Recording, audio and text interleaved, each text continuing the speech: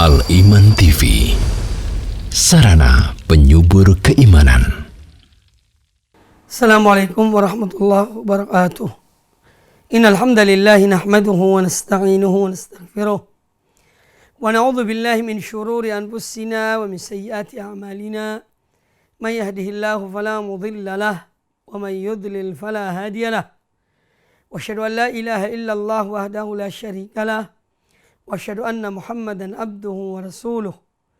Amma ba'du fa inna ahsanal hadits kitabullah wa khairal hadyi hadyu Muhammadin sallallahu alaihi wa alihi wasallam wa syarrul umuri muhdatsatuha wa kullu muhdatsatin bid'ah wa kullu bid'atin dhalalah wa kullu dhalalatin finnar. Kaum muslimin dan kaum muslimat, para pemirsa televisi Al-Iman dan para pendengar radio Al-Iman dimanapun Anda berada, semoga senantiasa dirahmati Allah Subhanahu wa taala, dilindungi dari berbagai keburukan dan dianugerahi berbagai kebaikan. Amin ya rabbal alamin. Alhamdulillah, pada kesempatan yang baik ini kita kembali bertemu untuk pertama kali setelah kita melalui Idul Fitri yang semoga diberkahi oleh Allah Azza wa Jalla, dan semoga amal-amal ibadah kita diterima oleh Allah Subhanahu wa taala. Pada kesempatan yang baik ini insyaallah taala kami akan melanjutkan pembahasan syarah usul al-iman, yaitu penjelasan prinsip-prinsip dasar keimanan yang ditulis oleh Syekh Al-Allamah Muhammad bin Utsaimin bin Shalih Al-Utsaimin rahimahullah ta'ala rahmatan wasi'ah. Dan pembahasan kita yang terakhir dari risalah beliau, yaitu sampai pada apakah boleh seorang yang berbuat maksiat lalu dia beralasan dengan takdir. Maka ini telah dibantah oleh Syekh. Dan sebelum itu perlu kami jelaskan pula di dalam masalah ini bahwa seorang kalau dia telah berbuat maksiat, kemudian dia bertaubat pada Allah Subhanahu wa taala dan sudah bertaubat, dan dia istiqomah di atas taubat, lalu dia beralasan ya dengan takdir atas maksiat yang dia lakukan, dan dia telah bertaubat, dia telah mohon ampun pada Allah Ta'ala, maka ini dibolehkan kalau sudah terjadi. Tetapi kalau seorang akan melakukan maksiat, ya, atau dia belum melakukan maksiat tapi ada niat melakukan maksiat, kemudian dia beralasan bahwa kalaupun dia lakukan maksiat itu adalah takdir Allah, ini yang tidak dibenarkan. Ya, jadi harus dipahami. Kalau seorang sudah melakukan kemaksiatan, sudah berlalu, dia telah minta ampun pada Allah, dia telah bertobat dari maksiat yang dilakukannya, dia telah berhenti dari perbuatan dosa yang diamalkannya, yang pernah dilakukannya, ya, lalu dia mengatakan itu sudahlah, semua itu sudah tercatat, ya, bahwa apa yang dia lakukan dahulu dari perbuatan-perbuatan maksiat itu semua sudah tercatat. Ini bagian dari bersandar beralasan dengan takdir karena sudah dicatat. Nah, kalau sudah berlalu, ya, dan dia sudah membuka lembaran yang baru, dia telah bertobat, maka ini ya boleh dia mengatakan demikian. Tetapi yang dibantah oleh Syekh di sini, yang ada 5 poin atau 6 poin, dan kita telah menyampaikan 4 poin pada pertemuan yang lalu, ya, yaitu kalau seorang dia itu akan berbuat maksiat atau sedang berbuat maksiat, dia lalu ditegur, kenapa kamu lakukan maksiat itu? Kenapa kamu berjudi atau berzina? Dia mengatakan ini sudah takdir. Ya. Nah, ini yang dibantah. Ini yang dibantah oleh Syekh rahimahullah ta'ala. Dan insya Allah kita akan membahas kitab yang lain juga punya Syekh rahimahullah ta'ala, ya, yaitu Aqidah Ahlussunnah wal Jamaah. Insya Allah setelah kitab ini akan kita bahas ya di majelis ini. Itu pun nanti kita akan menjelaskan bagaimana akidah Ahlussunnah wal Jamaah yang secara global dan terperinci. Dan insya Allah juga akan kita bahas masalah ini lagi. Nah, bantahan-bantahan yang telah disampaikan oleh Syekh rahimahullah ta'ala tentang batalnya atau kebatilan beralasan dengan takdir ketika seorang melakukan kemaksiatan, di antaranya adalah bahwa Allah menolak orang-orang musyrikin di akhirat kelak. Ketika mereka mengatakan kepada Allah bahwa mereka dahulu ketika di dunia berbuat syirik karena yakni seandainya Allah menghendaki tentu kami tidak akan berbuat syirik. Ya. Sayaqulul ladzina asyraku. Orang-orang yang melakukan kesyirikan mereka akan berkata, "Lau sya'allahu ma asyrakna." Seandainya Allah menghendaki tentu kami tidak berbuat kesyirikan. Wala abauna. Demikian pula orang tua kami, ayah-ayah kami, kakek-kakek kami. Mereka tentu tidak akan berbuat syirik kalau tidak dikehendaki oleh Allah. Wala harramna min syai'in. Dan tentu kami tidak akan mengharamkan sesuatu. Kadzalika kadzdzabal ladzina min qablihim. Nah, demikianlah. Demikian pula orang-orang terdahulu telah mendustakan. Ya. Jadi apa yang mereka omongkan dibantah oleh Allah Ta'ala. Hatta dzaqu ba'sana. Sampai mereka merasakan azab Allah. Ini bukti bahwa Allah menolak alasan mereka. Dengan alasan takdir mereka membenarkan perbuatan syirik mereka. Ya. Makanya mereka diazab oleh Allah. Allah tidak menerima alasan mereka. Karena Allah telah mengutus para rasul yang mengajarkan kepada manusia, memberikan peringatan, memberikan berita gembira kepada orang-orang beriman, dan peringatan akan azab Allah bagi orang-orang yang mendustakan ayat-ayat Allah Subhanahu wa taala. Ya. Bahkan diutusnya para rasul itu adalah juga sebagai hujjah. Hujjah Allah Subhanahu wa taala untuk tidak menjadikan manusia mempunyai uzur di hari kiamat kelak. Karena Allah telah mengutus para rasul. Maka tidak bisa mereka menjadikan alasan. Ya. Tetap mereka akan disalahkan, ditolak akan alasan-alasan mereka. Satu contoh yang gampang dan gamblang. Ya, kita hidup di dunia. Di dunia ini banyak aturannya. Banyak aturannya. Ketika misalnya kita datang di satu tempat. Taruhlah di satu pusat perbelanjaan. Ya. Atau kita datang ke kantor polisi. Atau di kantor Kodim. Ya. Nah, di situ ada wilayah yang ditulis depan pintunya dilarang masuk kecuali petugas. Kita bisa membaca dan kita tahu bahwa itu larangan. Lalu kita mengatakan, aku akan masuk pintu ini. Karena aku beriman pada takdir Allah. Bahwa kalau aku memang masuk, ditakdirkan masuk, aku bisa masuk. Di situ ada penjaga. Dia datang. Ya. Dia datang kemudian dia mengatakan pada penjaganya, "Pak, saya ingin masuk ke tempat itu. Ke wilayah yang terlarang tersebut." Ya, tentu akan dijawab oleh penjaga. "Pak, Bapak ini bisa baca apa tidak, Pak? Bahwa tempat ini dilarang masuk kecuali petugas. Lah Bapak ini dari mana? Kami tidak mengenal Bapak. Kok tahu-taunya ingin masuk?" "Oh tidak Pak, ini takdir Pak. Takdir Allah saya harus masuk." Lah apa kira-kira tidak dipentung orang itu oleh petugas? Ya. Tidak dipukuli oleh petugas itu? Atau mungkin diseret, diusir? Nah, jadi ini contoh yang gampang. Ya. Tetap dia disalahkan. Tetap dia disalahkan. Karena dia tahu aturan itu. Dia tahu larangan itu. Ya.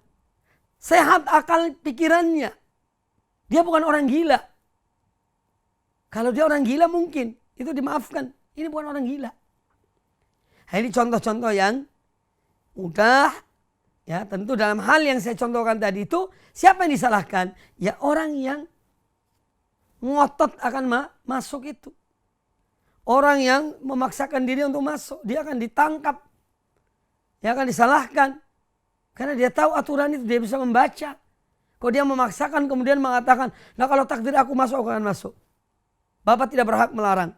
Ya tidak bisa dikatakan demikian. Nah kaum muslimin, kaum muslimat rahimani wa rahimakumullah. Kemudian alasan yang kedua, yang juga disebutkan oleh Syekh misalnya, ya, tentang para rasul yang telah diutus oleh Allah Ta'ala ini dalam rangka menegakkan hujjah bagi manusia, ya, sehingga mereka tidak punya alasan di akhirat kelak, ya, untuk kemudian mengatakan bahwa memang takdir Allah aku berbuat dosa. Tidak, ya, karena Allah telah mengutus para rasul. Dan terakhir Nabi kita Muhammad SAW, beliau telah jelaskan semuanya. Al-halalu bayyinun wal haramu bayyinun. Yang halal jelas, yang haram jelas. Ya, itu sudah disebutkan oleh Nabi SAW. Ya. Nah oleh karena itu, ya, di antara yang menjadikan alasan orang-orang yang beralasan dengan takdir ketika dia berbuat maksiat adalah dengan diutusnya para rasul. Kemudian yang ketiga, yaitu bahwa kita disuruh beramal dan kita tidak tahu. Tentang takdir kita itu kita tidak mengetahui. Ya. Kita tidak mengetahui. Maka dari itu kita tidak boleh mengatakan demikian. Ya itu sudah takdir, aku maksiat. Ya. Karena ini sudah saya jelaskan pada pertemuan yang lalu. Karena seorang tidak mengetahui ya akan apa takdir yang Allah berikan padanya. Ketentuan Allah di kemudian hari, maka dia harus berusaha, beramal, berbuat. Ya, sehingga maksiat tidak bisa dijadikan sebagai atau takdir tidak bisa dijadikan sebagai alasan dalam berbuat maksiat pada Allah Ta'ala. Ya. Kemudian Allah memerintahkan kepada hamba-hambanya, ini yang keempat. Sampai di sini kita bicara pada pertemuan yang lalu, bahwa Allah Subhanahu Wa Ta'ala memerintahkan dan melarang. Ada perintah, ada larangan terhadap hamba-hambanya, dan perintah dan larangan itu sesuai dengan kemampuan. Allah tidak membebani manusia atau hamba-hambanya apa yang mereka tidak mampu melakukannya. Ya. Makanya Allah berfirman, ittaqullaha mastata'tum, bertakwalah pada Allah semampu kalian. La yukallifullahu nafsan illa wus'aha. Allah tidak membebani suatu jiwa kecuali sesuai kemampuannya. Maka tidak bisa seorang kemudian mengatakan bahwa apa yang dia lakukan dari maksiat itu adalah sudah ya sesuatu yang memang sudah dipaksakan oleh Allah kepadanya. Tidak. Karena manusia memiliki kehendak. Meskipun kehendaknya itu tetap di bawah kehendak Allah Subhanahu wa Ta'ala. Ya. Seandainya manusia dikatakan bahwa dia itu terpaksa atau dia itu dipaksa dalam melakukan sesuatu, maka berarti dia mukallaf, dibebani untuk apa? Melakukan sesuatu yang dia tidak bisa meninggalkannya. Ya. Padahal seorang bisa meninggalkan maksiat, bukan tidak bisa. Oleh karena itu Nabi SAW memerintahkan kepada kita, ma idza amartukum bi syai'in fa'tu minhu mastata'tum. Kalau aku perintahkan kalian sesuatu, lakukan semampu kalian. Ya. Wa idza nahaitukum anhu fantahu. Dan aku apabila melarang kalian dari suatu larangan, maka berhentilah. Ini jangan kalian melakukannya. Fantahu atau fajtanibu. Jauhilah. Nah, jadi ini yang yang sabdakan oleh Nabi Sallallahu Alaihi Wasallam. Kemudian juga yang sudah disampaikan pada pertemuan yang lalu bahwa takdir Allah Subhanahu Wa Taala itu adalah rahasia Allah. Tidak ada orang mengetahui. Ya. Sehingga tidak bisa dijadikan sebagai alasan. Ya. Bahwa qadarullah sirrun maktum. Takdir Allah itu sesuatu yang tersembunyi. Ya. La ya'lamu bihi illa ba'da wuqu'il maqdur. Dia tidak mengetahui takdir itu kecuali kalau sudah terjadi. Ya. Sedangkan wa iradatul abdi, sedangkan keinginan seorang hamba ketika berbuat maksiat, itu sebelum dia lakukan sudah ada keinginannya. Nah, kenapa dia tidak mengendalikan keinginannya untuk berbuat maksiat itu? Ya. Kok dia beralasan kepada sesuatu yang belum terjadi? Kenapa tidak dia menjadikan alasan dengan kekuatan, kemampuan yang ada pada dirinya? Ya. Nah, maka dari itu ketika seorang dia berbuat maksiat, tidak bisa dia jadikan alasan untuk dengan alasan takdir. Kemudian yang keenam, kata Syekh rahimahullah ta'ala, ya ini beliau memberikan gambaran yang gamblang, yang mudah, ya, dalam hal-hal yang bersifat duniawi. Ya, sehingga kemudian beliau membandingkan dengan hal-hal yang bersifat ukhrawi, yang bersifat untuk kepentingan akhirat seorang. Yakni kata beliau, annana narol insana yahrisu ala ma yulaimuhu min umuri dunyahu. Bahwa kita banyak melihat manusia, mereka itu sangat antusias, sangat bersemangat, ya, untuk menyesuaikan dirinya dalam hal-hal yang berkaitan dengan perkara-perkara keduniaannya sampai dia mencapainya. Ya. Wala ya'dilu anhu illa ma yulaimuhu, dan dia tidak menyimpang dari apa yang dia inginkan, apa yang menjadi keinginannya dalam hal duniawi. Ya. Kita banyak menjumpai demikian. Tsumma yahtaj ala udulihi bil qadar. Ya. Kemudian kalaupun dia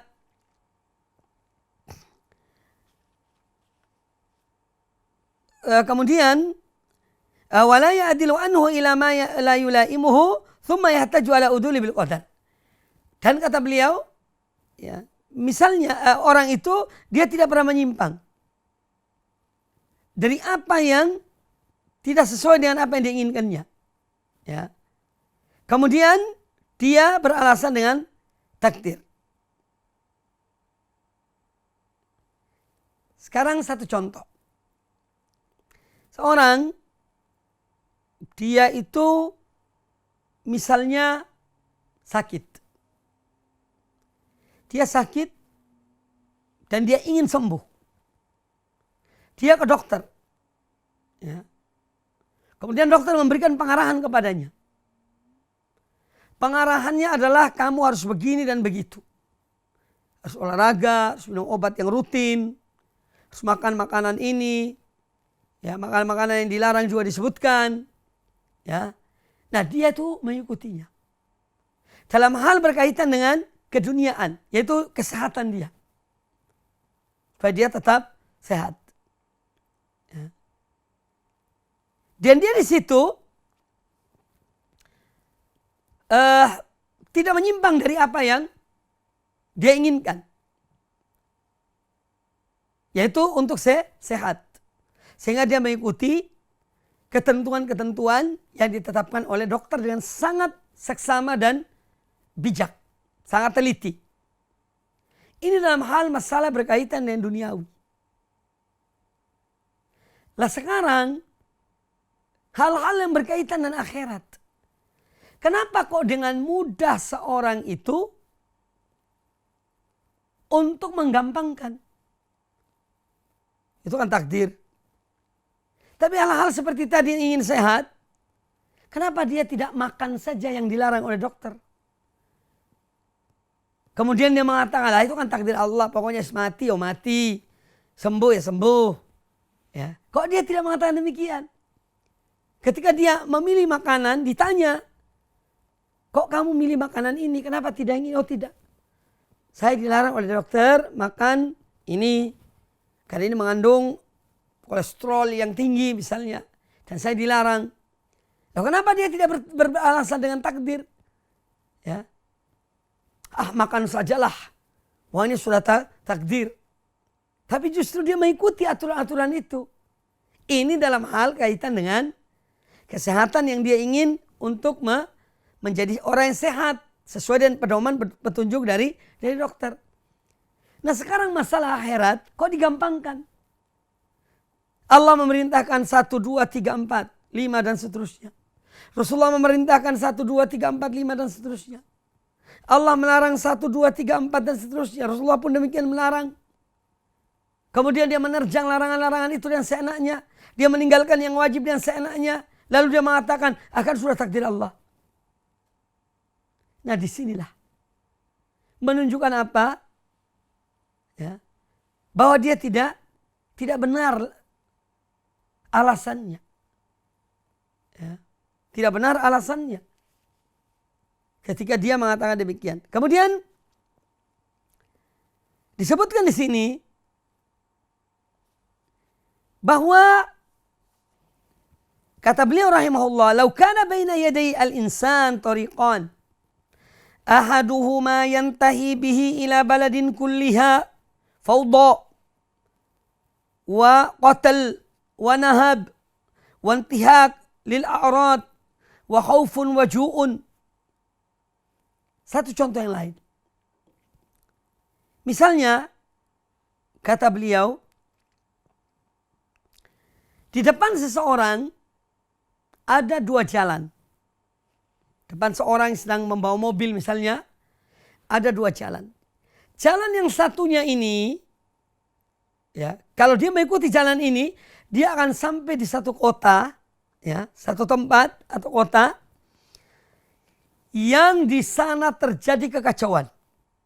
Ada pembunuhan, perampokan, ada yani kezaliman, dan di sana penuh dengan ketakutan, ya, karena kondisi dalam keadaan tidak stabil. Sana juga sulit dapat makanan, ya, banyak orang yang kelaparan, ya. Sedangkan jalan yang satunya yang ada di hadapannya, yantabihi bihi ila baladin kulliha nizam.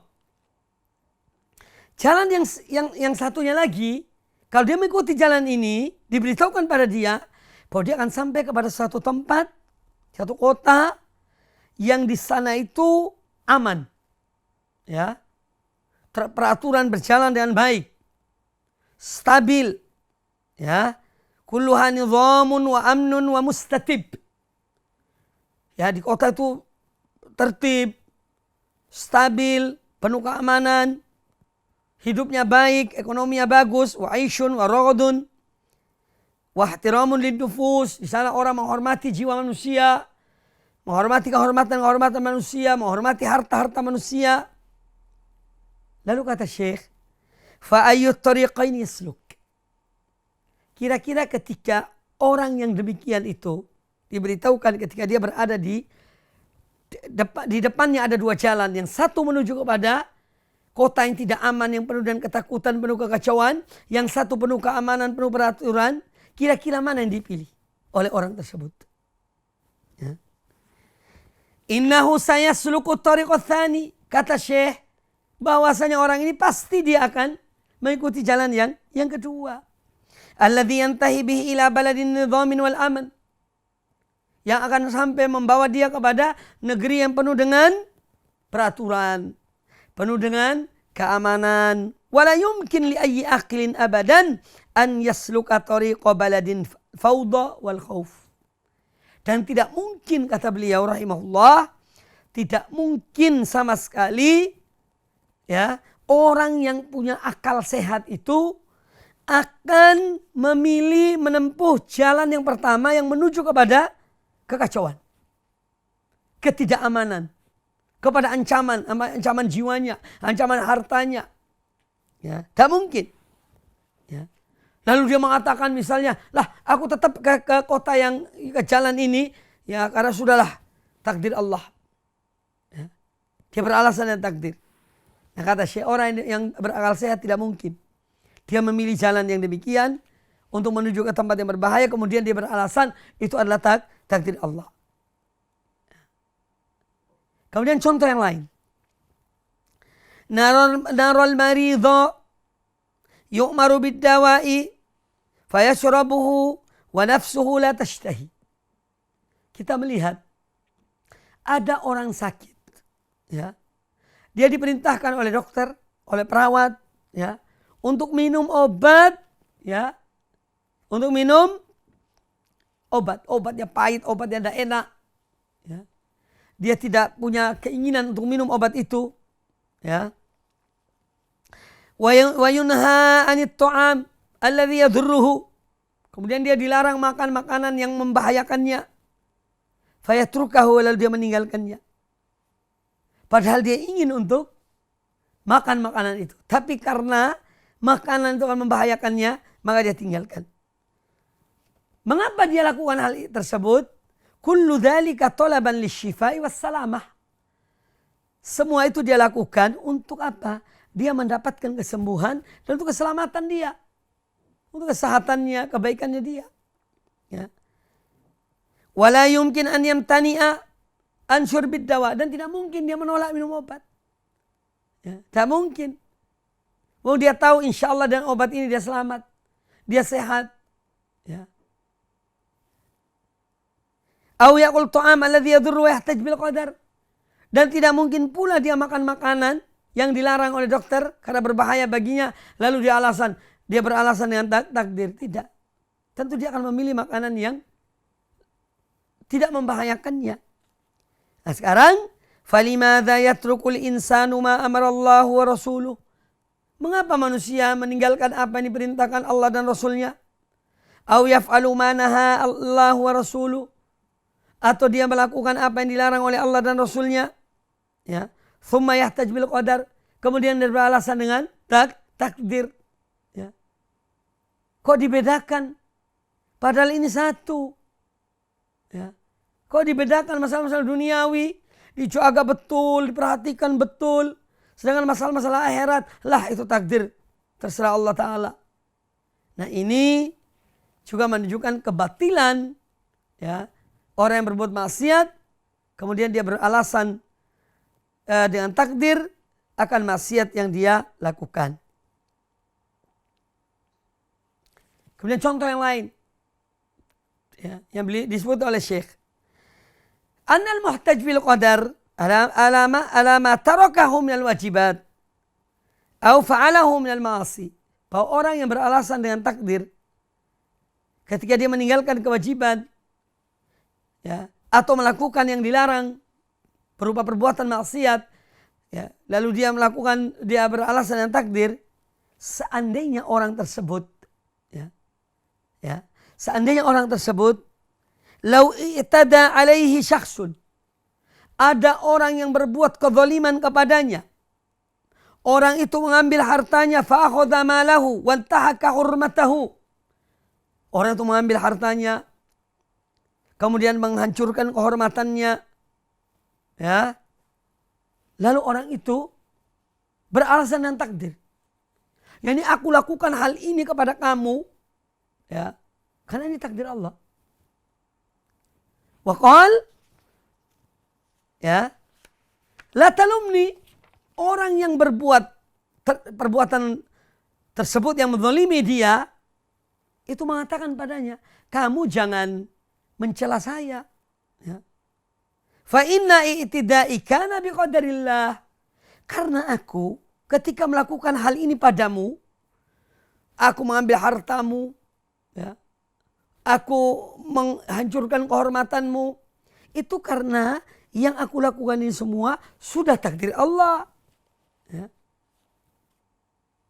Tentu orang tadi itu dia tidak akan menerima perbuatan orang yang mengatakan demikian, yang berbuat kezaliman padanya.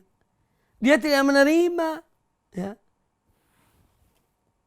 Nah sekarang, kenapa dia ketika berbuat maksiat, dia beralasan bahwa perbuatan maksiat itu sudah takdir Allah.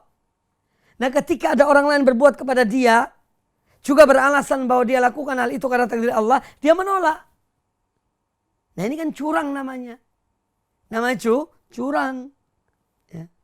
Nah, jadi ini menunjukkan apa? Tidak benarnya seorang yang berbuat maksiat lalu dia jadikan takdir sebagai alasan atau yang seakan-akan yang membenarkan dia untuk berbuat kemaksiatan. Jadi kalau hak-hak Allah dia beralasan untuk takdir, kalau haknya dia yang dizalimi dia tidak mau menerima. Kalau dikatakan bahwa itu takdir Allah. Ini satu sikap yang tidak benar. Kemudian beliau rahimahullah Syekh membawa satu riwayat, karena memang diriwayatkan. Ini wallahu alam tentang kesahihannya. Tapi dicatat oleh sebagian ulama dalam kitab-kitab mereka. Kata Syekh rahimahullah, wa yuzkaru anna Amirul Mukminin Umar bin Khattab radhiyallahu an rufi'a ilaihi sarikun. Disebutkan bahwa pernah Umar bin Khattab Amirul Mukminin radhiyallahu anhu, ini ketika beliau berkuasa, itu diajukan kepada beliau, dihadapkan kepada beliau seorang pencuri. Ya. Istahaqqal qat'a. Yang mana si pencuri ini, si maling ini, dia berhak dipotong tangannya. Karena barang curiannya telah mencapai nisab. Yang dengannya harus dipotong tangannya. Ya. Fa'amara biqat'i yadihi. Maka Umar bin Khattab memutuskan bahwa orang ini, ya si orang yang mencuri tadi ini harus dipotong tangannya.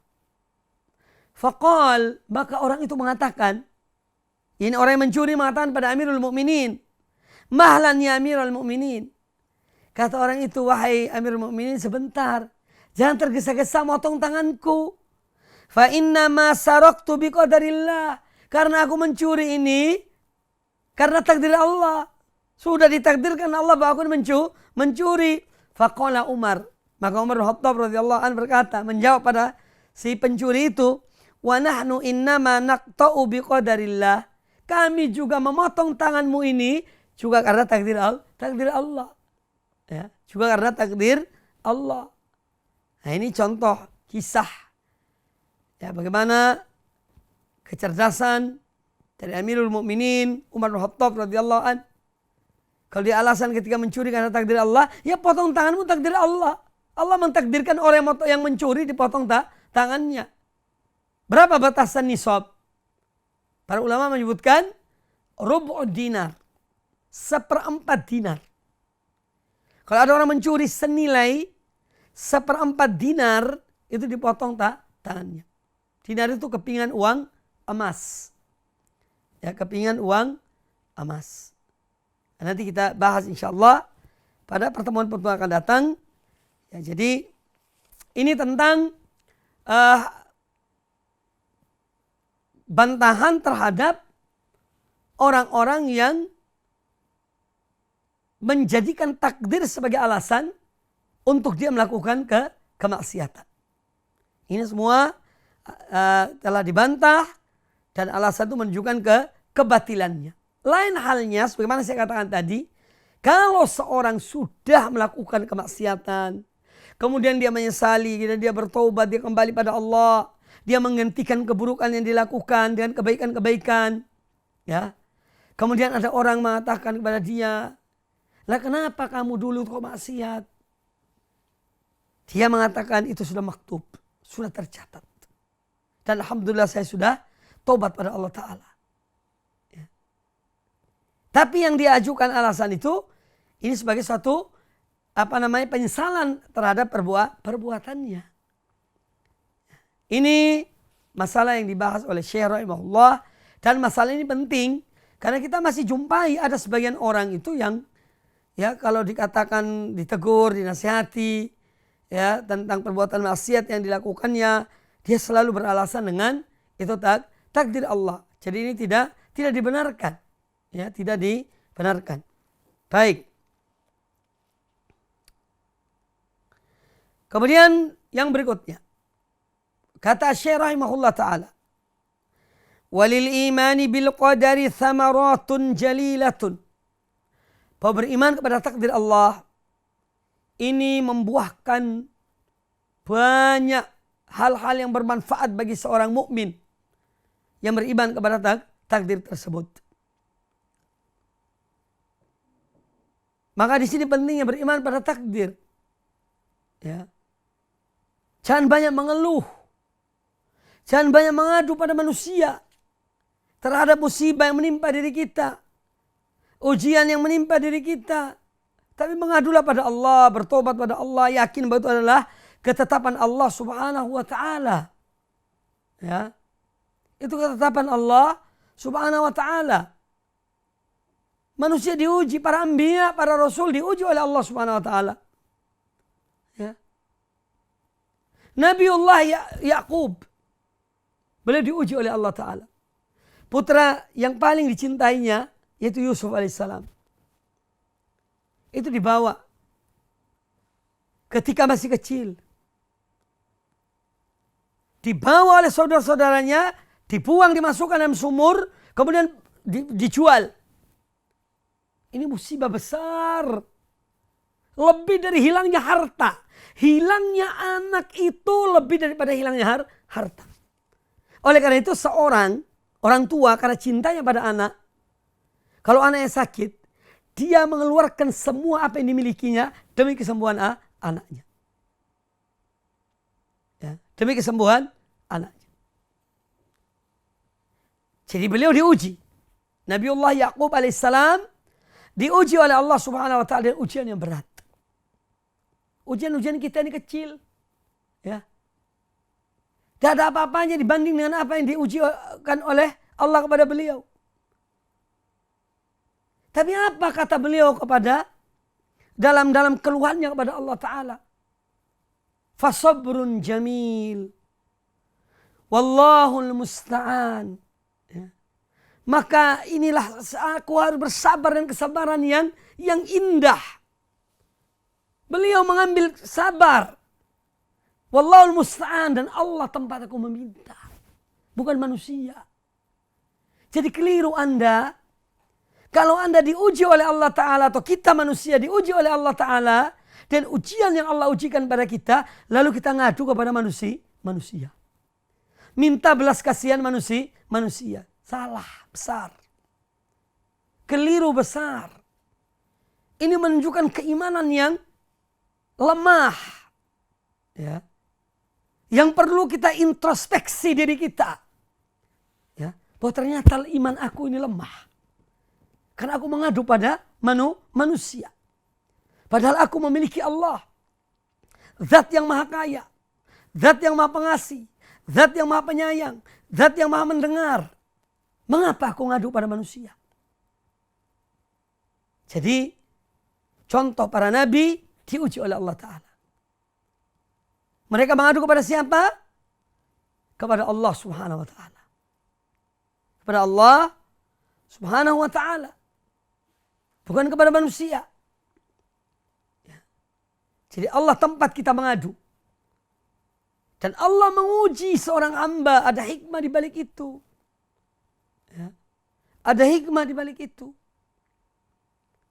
Yang kita tidak mengetahuinya, hikmah itu besar. Ya. Kita harus bersyukur pada Allah Ta'ala. Terkadang Allah menguji seorang hamba, menimpakan musibah kepadanya untuk Allah mengangkat derajatnya. Terkadang Allah menguji seorang hamba, ya, untuk menghapus dosanya. Ya, untuk menghapus dosa-dosanya. Maka dari itu, musibah yang menimpa seorang, kalau dia menerima dengan keyakinan, dan itu adalah ujian dari Allah Ta'ala, dia akan mendapatkan ketenangan dalam dirinya. Dan ini seyogyanya yang dilakukan oleh seorang mukmin yang beriman pada Allah, beriman pada Rasulnya, beriman pada manhaj salaf, akidah salaf. Ya. Harus beriman pada takdir Allah Subhanahu wa Ta'ala. Untuk apa? Untuk kita mensyukuri nikmat Allah. Untuk kita introspeksi diri kita. Ya. Ada sebagian orang, ketika dia diuji oleh Allah Ta'ala, dia melihat ujian Allah itu adalah mihnah min Allah. Minhah min Allah. Yaitu pemberian hadiah dari Allah. maka dia sabar.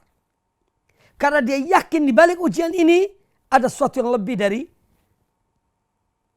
satu kebaikan yang akan menggantikan dari musibah tersebut. Karena dia memandang dengan kacamata iman. Ya. Bukan dengan kacamata hawa nafsu. Tidak. Tapi dengan kacamata iman. Dan keyakinan pada Allah subhanahu wa ta'ala. Kata Syekh rahimahullah, al-imanu bil qadari lil imani bil qadari thamaratun jalilah. Bahwa iman kepada takdir Allah membuahkan banyak hal yang positif. Hal yang baik. Minha di antaranya al-i'timadu Allah Ta'ala inda fi'lil asbab. Yaitu seorang akan senantiasa bersandar kepada Allah Ta'ala ketika dia melakukan sebab. Bihaitsu la ya'tamidu ala sabab nafsih. Yang mana dia kalau melakukan sebab, dia tidak akan bersandar kepada sebab itu. Atau dia tidak akan bersandar hanya kepada sebab itu. Li'anna kulla syai'in biqadarillah ta'ala. Karena segala sesuatu dengan takdir Allah Ta'ala. Apa contohnya?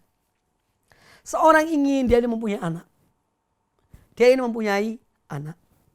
Dia hidup sudah usia sekian tahun. Ya, dia ingin mempunyai anak. Apa yang harus dilakukan? Orang ini mempunyai anak. Ya dia harus melakukan sebab. Apa sebab seorang memiliki anak itu? Ya nikah. Kawin. Ya. Kawin. Jadi menikahi seorang wanita atau menikah salah satu sebab. Seorang mendapatkan anak. Tetapi orang yang beriman pada Allah Ta'ala, dia tidak bersandar pada sebab ini. Karena belum tentu melakukan sebab itu mendatangkan yang diinginkannya. Belum tentu. Belum tentu. Sebab itu hanya langkah. Kita diperintahkan melakukan sebab. Ya. Sebab-sebab yang syar'i. Tapi selebihnya tetap seorang harus kembalikan pada Allah Ta'ala. Ya. Makanya di sini disebutkan al-i'timad Allah Ta'ala inda fi'lil asbab. Jadi orang beriman pada takdir, dia bersandar pada Allah Ta'ala ketika dia melakukan satu sebab. Ketika dia ingin mempunyai anak dan ketika dia menikah, dia tetap bersandar pada Allah Ta'ala bahwa yang memberikan anak itu Allah Subhanahu Wa Ta'ala. Dengan sebab yang dia lakukan yaitu pernikahan.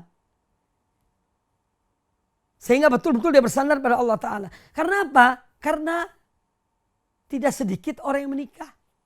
Tapi toh tidak punya anak. Dia sudah melakukan sebab. Tapi toh dia tidak mendapatkan anak. Tidak mendapatkan anak. Nah, jadi kita tidak boleh hanya bersandar kepada sebab. Kalau sudah melakukan sebab, pasti begini. Belum tentu. Nah, orang beriman pada takdir, dia akan semakin yakin pada Allah Ta'ala ketika dia melakukan sebab. Dia akan semakin bersandar kepada Allah Ta'ala ketika dia melakukan sebab. Karena segala sesuatu ya dengan kekuasaan Allah Subhanahu Wa Ta'ala. Demikian pula ketika seorang sakit misalnya. Ini contoh-contoh supaya gamblang, gampang kita pahami. Bahwa seorang tertimpa penyakit. Salah satu sebab untuk sembuh, tentu yang menyembuhkan jelas Allah Subhanahu Wa Ta'ala. Tapi ada sebab-sebabnya. Yaitu misalnya dengan dia berobat. Dia datang ke dokter berobat, diperiksa, diberikan obat. Tapi terkadang orang yang sudah melakukan sebab ini toh juga tidak sembuh. Makanya kita ini tidak boleh bersandar kepada sebab. Khawatirnya bisa syirik. Tapi kita diperintahkan untuk melakukan sebab. Hanya saja tetap sandaran kita kepada Allah Subhanahu Wa Ta'ala. Sandaran kita kepada Allah Ta'ala. Ya, tapi kita boleh dan melakukan sebab sesuatu yang disyariatkan oleh agama Allah. Allah mensyariatkan kita melakukan sebab. Ya. Tapi kita jangan kemudian menjadikan sebab itu segala-galanya. Lalu kita melupakan Allah Ta'ala, ini tidak dibenarkan. Tetap kita bersandar pada Allah Subhanahu Wa Ta'ala. Kita lakukan sebab, misalnya berobat, tetap kita berdoa, minta pada Allah, kita minum obat yang diberikan oleh dokter, selebihnya serahkan pada Allah Subhanahu Wa Ta'ala. Toh putusan terakhir ada di tangan Allah Subhanahu Wa Ta'ala. Ini contoh yang lain. Jadi melakukan sebab sesuatu yang dianjurkan. Ya. Dan ini disebutkan di Al-Quran banyak. Ya. Untuk melakukan sebab. Contohnya adalah, ya, supaya kita paham betul. Allah Subhanahu Wa Ta'ala itu mampu untuk memancarkan air atau 12 mata air untuk Bani Israel, 12 suku Bani Israel. Allah Maha Kuasa untuk memancarkan air dari batu itu. Tetapi Allah tidak kemudian dengan serta-merta memancarkan air dari batu. Tapi Allah menyuruh Nabi Musa alaihissalam. Ketika kaumnya meminta agar mereka diberikan minum. Ya, maka Allah perintahkan kepada Nabi Musa alaihissalam untuk memukul batu itu dengan tongkatnya. Nah, memukul batu itu dengan tongkatnya ini melakukan sebab. Lalu terpancarlah 12 mata air. Ya. Jadi Allah perintahkan kita melakukan sebab. Tapi kita jangan menjadikan sebab itu segala-galanya. Tetap kita harus bersandar pada Allah Subhanahu Wa Ta'ala. Ini contoh bahwa kita diperintahkan untuk melakukan sebab.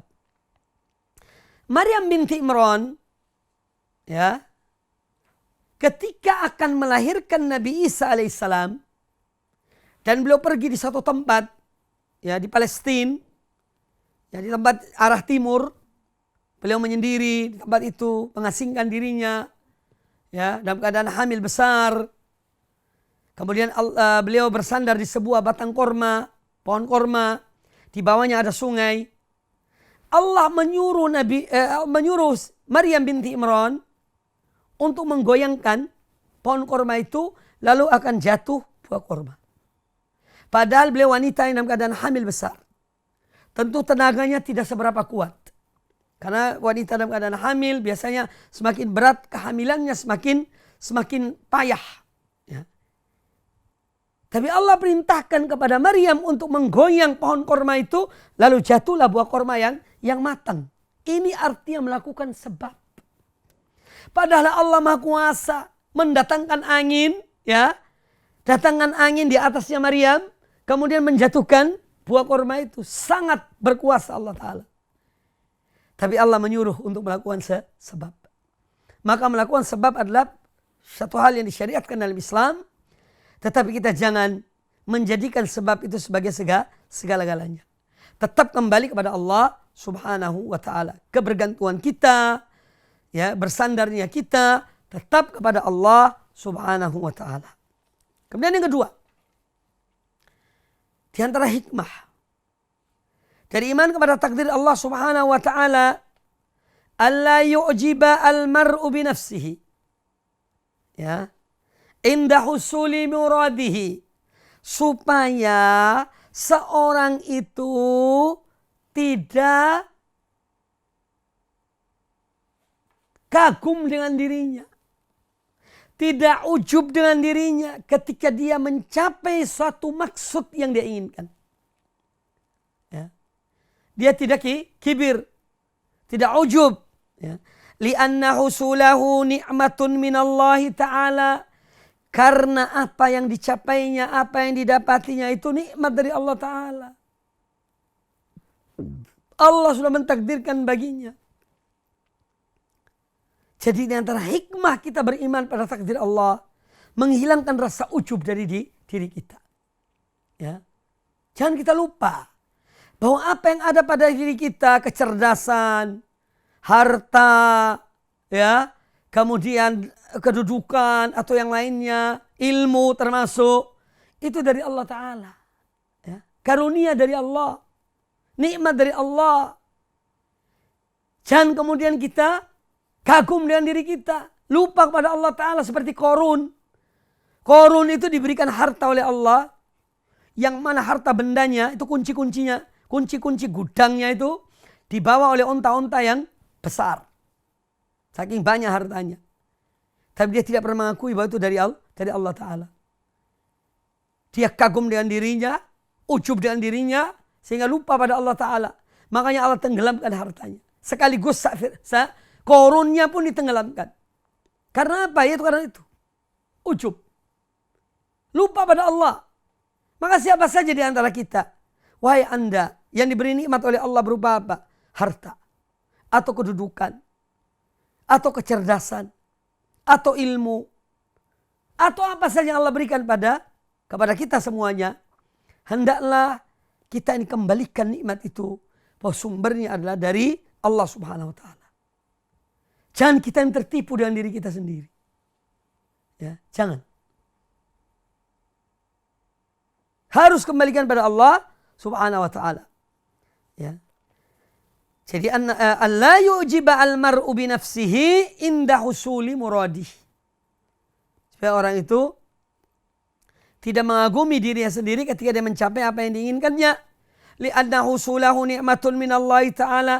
Karena pencapaian nikmat apa yang diinginkannya itu merupakan nikmat dari Allah Ta'ala. Bima qadarahu min asbabil khair. Ya, wan najah. Karena Allah menyiapkan untuknya sebab-sebab sehingga dia mendapatkan nikmat tersebut, kebaikan tersebut. Wa ijabuhu binafsihi yunsihi syukra hadhin nikmah. Lah kalau orang itu kagum dengan dirinya, ujub dengan dirinya, ini menjadikan dia lupa kepada Allah Ta'ala. Bahwa Allah Ta'ala memberikan nikmat padanya. Ya. Bukan dengan dirinya. Makanya kita harus tahu dirilah. Ya. Sebagai makhluk Allah yang lemah, yang tidak ada apa-apanya, tidak usah kita ini sombong. Ya. Saya mengatakan kepada semua asatid, kepada karyawan yang ada di Stai Ali bin Abi Thalib. Alhamdulillah nikmat yang Allah berikan pada kita ini banyak.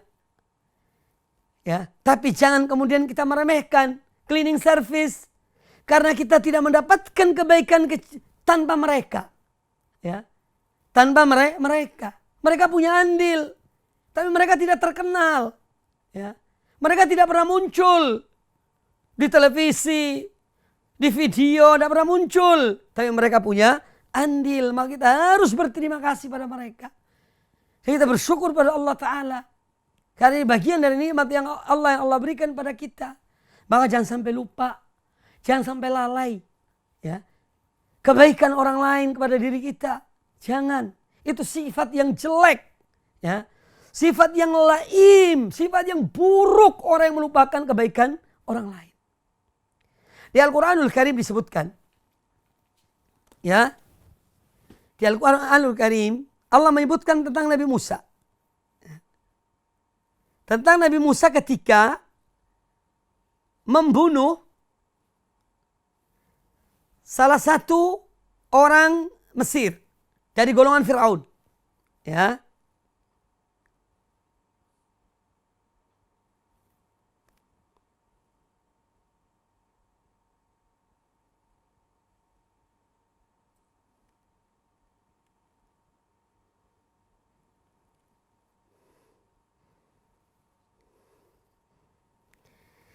Ya, disebutkan di dalam surat Asy-Syu'ara. Ayat yang ke-19 dan ayat ke-20. Jadi ketika Nabi Musa alaihissalam sebelum beliau diangkat menjadi Rasul, beliau kan besar di istana Fir'aun. Ya. Dibesarkan oleh kerajaan Fir'aun. Dan itu tidak bisa dipungkiri. Kemudian ketika terjadi sesuatu antara Bani Israel dari golongan Nabi Musa dengan salah seorang dari golongan Fir'aun.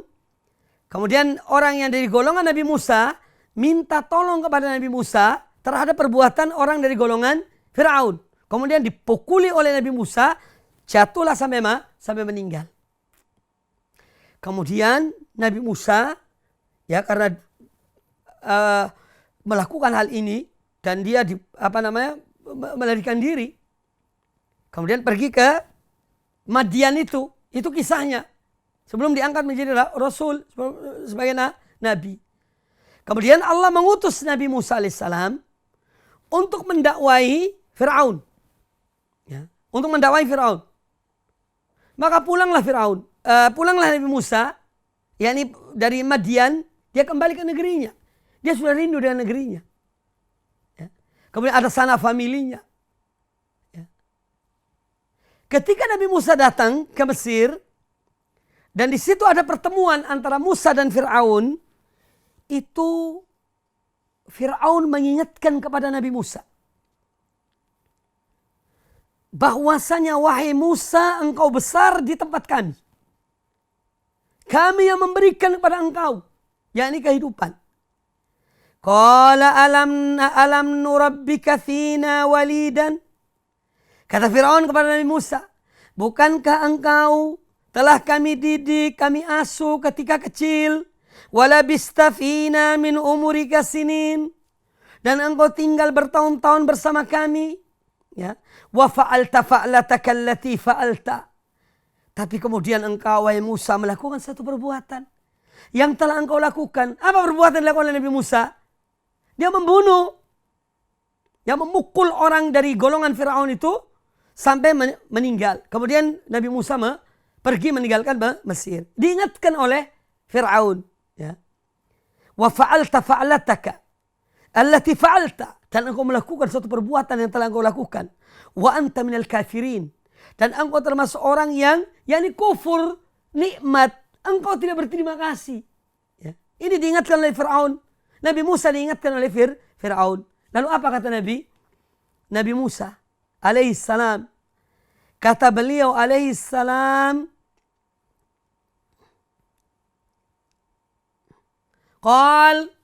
kata Musa alaihissalam, menjawab perkataan Fir'aun. Fa'altuha. Iya betul, saya telah melakukan hal itu. Yani apa yang engkau katakan pada aku, ya, dan aku telah membunuh orang itu, aku lakukan. Ya, telah aku lakukan. Idzan wa ana minadh dhalin. Jadi dulu aku dalam keadaan bingung, aku tidak tahu. Ya. Aku dalam keadaan yang melakukan hal itu. Dan itu bentuk dari pengakuan kesalahannya. Yaitu Nabi Musa. Ya. Dan dia diingatkan oleh Fir'aun. Bahwa engkau dari kecil dulu di sini, kami pelihara engkau. Sampai engkau besar, engkau tinggal beberapa tahun tempat ini. Ya. Kemudian, kau lakukan hal yang kau lakukan. Maka dijawab oleh Nabi Musa, qala fa'altuha idzan wa ana minadh dhalin. Ya, aku lakukan itu. Dulu aku masih, karena dalam keadaan bingung, dalam keadaan ya bingung. Nah, ini satu contoh. Fafarartu minkum lamma khiftukum. Maka aku pun lari dari kalian ketika aku takut. Ya, akan apa yang kalian akan lakukan. Wa khiftukum. Fa wahabali rabbi hukman wa ja'alani minal mursalin. Nah, setelah aku pergi, Allah anugerahkan pada aku yakni hikmah, itu ilmu, kenabian, dan Allah jadikan aku sebagai salah seorang rasul utusan Allah. Ini perilaku yang menunjukkan bahwa memang kebaikan tidak bisa dipungkiri. Jangan kita memungkiri kebaikan orang lain. Ya. Jangan kufur nikmat. Ini ajaran Islam, ajaran Quran, ajaran hadis sunnah Nabi SAW. Jangan kita pungkiri. Ini sifat yang tercela. Sifat yang tercela.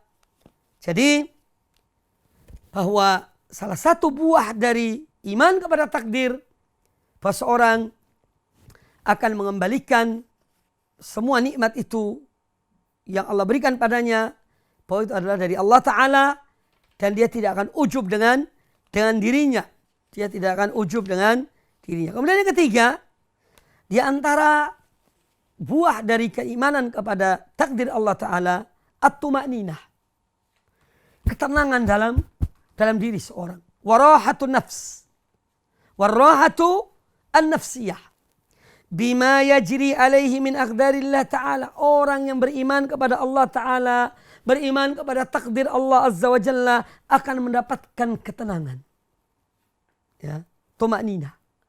Warahan nafsiyah. Ada kenyamanan jiwa tersendiri. Bagi apapun musibah menimpa dirinya. Apapun cobaan yang menimpa dirinya. Ketika dia beriman pada takdir Allah, maka dia ada semacam ketenangan, kenyamanan dalam dirinya. Ya. Bima yajri alaihi min aqdarillah ta'ala. Atas takdir Allah yang berjalan pada dirinya. Fala yaqlaq. Maka dia tidak gelisah. Ya. Dia tidak gelisah. Tidak merana. Tidak gelisah. Bifawat mahbub. Karena hilangnya sesuatu yang dicintai. Au husul makruh. Atau ketika dia tertimpa sesuatu yang dia tidak inginkan, dia kembalikan pada Allah Ta'ala. Ya, dia kembalikan pada Allah Ta'ala. Lianna dzalika biqadarillah alladzi lahu mulkus samawati wal ard wa huwa kainun la mahalata. Mengapa demikian? Karena dia yakin bahwa itu semua adalah takdir Allah Ta'ala, yang mana Allah dialah yang menguasai langit dan bumi, dan takdir itu yang telah ditetapkan oleh Allah, kalau memang terjadi maka pasti akan terjadi. Ya. Wa fi dzalika yaqulu ta'ala. Tentang hal ini Allah Ta'ala berfirman, ma asaba min musibatin. Tidaklah satu musibah menimpa di bumi ini, fil ardi, wala fi anfusikum, dan tidak pula menimpa dalam diri-diri kalian, illa fi kitabin, kecuali semua itu sudah termaktub dalam kitab Lauhil Mahfuz, min qabli an nabra'aha, sebelum kami menciptakannya. Inna dzalika 'ala Allah yasir, sesungguhnya yang demikian itu mudah bagi Allah, tidak sulit bagi Allah. Kemudian Allah Ta'ala berfirman, likai la ta'sau 'ala ma fatakum wa la tafrahu bima atakum, supaya kalian tidak putus asa terhadap sesuatu yang hilang dari kalian. Wala tafrahu bima atakum, dan supaya kalian tidak dan serta-merta bergembira dengan apa yang Allah berikan padamu. Wallahu la yuhibbu kulla mukhtalin fakhur, dan Allah tidak menyukai setiap orang yang sombong lagi membanggakan diri. Ya. Maka iman kepada takdir Allah akan menghilangkan kesombongan dari diri seorang. Menghilangkan kesombongan dari diri seorang. Menghilangkan keangkuhan dari diri seorang. Menghilangkan ujub dari diri seorang. Itu di antara hikmah orang yang iman kepada takdir Allah Subhanahu wa taala. Ya. Apa yang hilang, dia tidak khawatir, dia tidak kecewa, sudahlah. Ya. Aku memiliki Allah. Ya. Aku tidak kehilangan Allah. Duniaku hilang silahkan. Tapi aku tidak kehilangan Allah Subhanahu wa taala. Subhanallah, nikmat. Ya. Karena iman yang kepada Allah, keyakinan yang kepada Allah, kebergantungan yang kepada Allah. Ya. Maka semua yang terjadi di dunia ini, yang menimpa dirinya, tidak ada apa-apa baginya. Justru dia mengambil pelajaran dari kejadian tersebut. Ayat yang dibacakan tadi disebutkan dalam surat Al-Hadid, ayat yang ke-22 dan ayat yang ke-33. Kemudian kata Syekh rahimahullah ta'ala membawakan sabda Nabi sallallahu alaihi wasallam, wa yaqulun Nabi sallallahu alaihi wasallam, dan Nabi sallallahu bersabda, ajaban li amril mu'min, sungguh perkara seorang mukmin itu sangat menakjubkan. Ya. Inna amrahu kullahu khair. Semua perkaranya, semua urusannya selalu baik. Walaysa dzalika li ahadin illa lil mu'min. Dan hal itu tidak ada kecuali pada orang yang beriman. In asabatu sarra'u syakar. Kalau dia mendapatkan satu hal yang menyenangkannya, yang mengembirakannya, syakar, dia bersyukur. Fakana khairan lahu, maka bersyukur itu adalah baik baginya. Karena dengan bersyukur, Allah menambah nikmat itu. La in syakartum lazidannakum. Kalau kamu bersyukur, sungguh aku akan menambah nikmat tersebut. Wa in asabatu darra'u, dan apabila dia ditimpa satu hal yang tidak menyenangkannya, yang menyedihkannya, yang menyakitinya, sabar, dia bersabar. fakana khairan lahu, maka kesabaran itu adalah baik baginya. Karena kesabaran menjadikan dia semakin dekat kepada Allah Ta'ala. Wasta'inu bis sabri was salah. Dan mintalah pertolongan pada Allah dengan apa? Dengan penuh kesabaran. Dengan salat, dengan berdoa, dan mendekatkan diri pada Allah Ta'ala. Kita diuji oleh Allah Ta'ala sekarang ini. Satu contoh. Diuji dengan virus corona. Ya. Kembali pada Allah. Dekatkan diri pada Allah. Ya. Banyak beribadah pada Allah. Banyak beristighfar pada Allah Ta'ala. Bukan joget-joget. Ya. Menghibur diri itu bukan dengan musik. Menghibur diri adalah hiburan dalam hati. Hiburan hati yang paling baik adalah zikrullah. Mengingat Allah. Bersyukur pada Allah. Ya. Itu hiburan yang paling utama. Ya. Seorang yang terkapar di atas tempat tidur, dalam keadaan tidak bisa berbuat apa-apa, tapi kalau hatinya hidup, hatinya senantiasa berzikir pada Allah Ta'ala, maka dia adalah orang yang bahagia.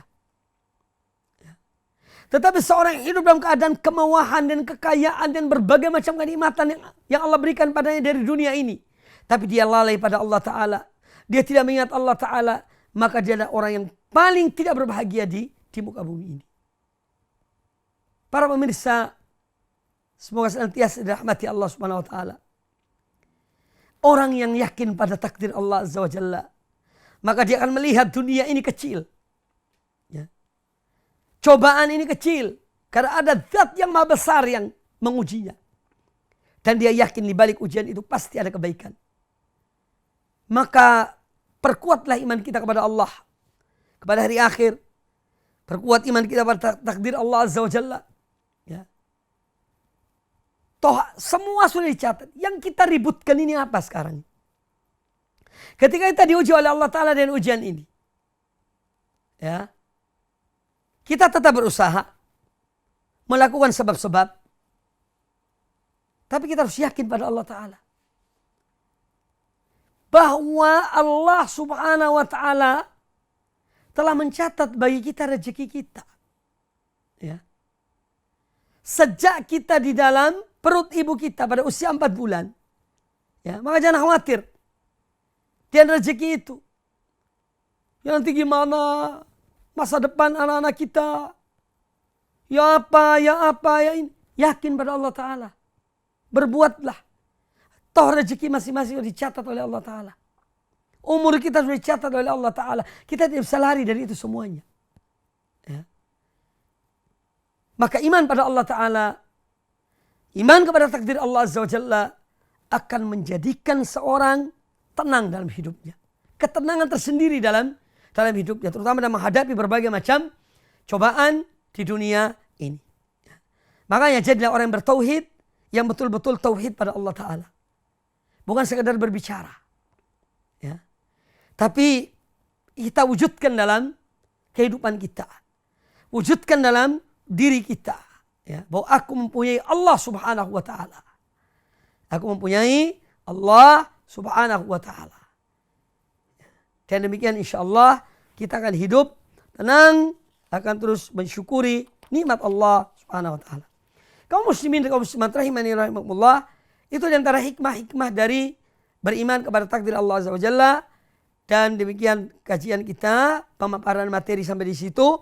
Insya Allah Ta'ala untuk yang akan datang, kita akan berbicara tentang apa yang disampaikan oleh Syekh rahimahullah Ta'ala. Kata beliau, وَقَدْ ضَلَّ فِي الْقَدَرِ طَائِفَةً.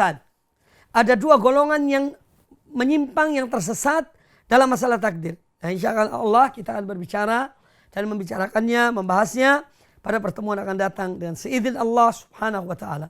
Demikian dapat sampaikan, semua bermanfaat bagi kita semuanya.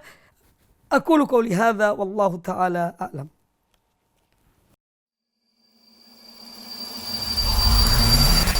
Al-Iman TV, sarana penyubur keimanan.